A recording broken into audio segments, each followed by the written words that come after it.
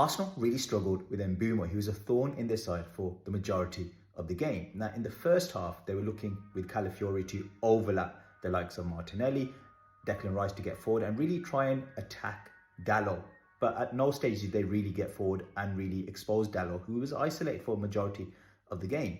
In fact, it was Arsenal who were getting pierced through with Mbeumo going up against Gabriel one-on-one. He's a very threatening player one-on-one. He's the sort of player you need to almost defend 2v1. Calafiori should have been tucking in with the Gabriel and they both should have been sitting in a bit deeper to mark that space that he loves to run into.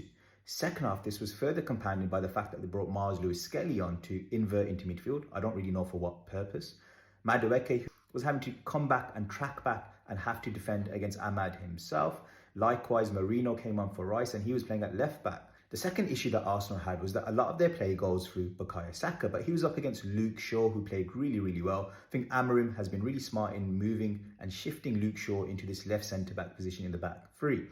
What it means is that Luke Shaw doesn't really have to bomb forward anymore at left back, which was causing him a lot of physical issues. He kept breaking down. I think at left centre-back, he can play the game at his own pace, still retain that ability to go out wide and play with his left foot, connect play, but also defend one-on-one as well, which are his strengths, in my opinion. The other major issue Arsenal had was Gyökeres. Now, he's someone who I've spoken about in the past in terms of his link-up play, not really being that good enough for elite.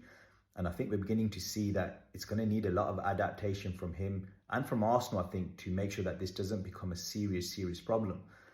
For Gyökeres to be at his best, Arsenal need to have less of the ball and play the ball to him in space.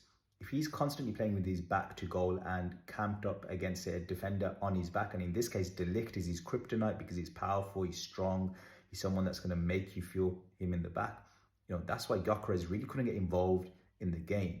And I don't think he was picking up the ball enough in wide areas. I only recall one moment, and when he did put the cross in, it ended up going out for a throw-in.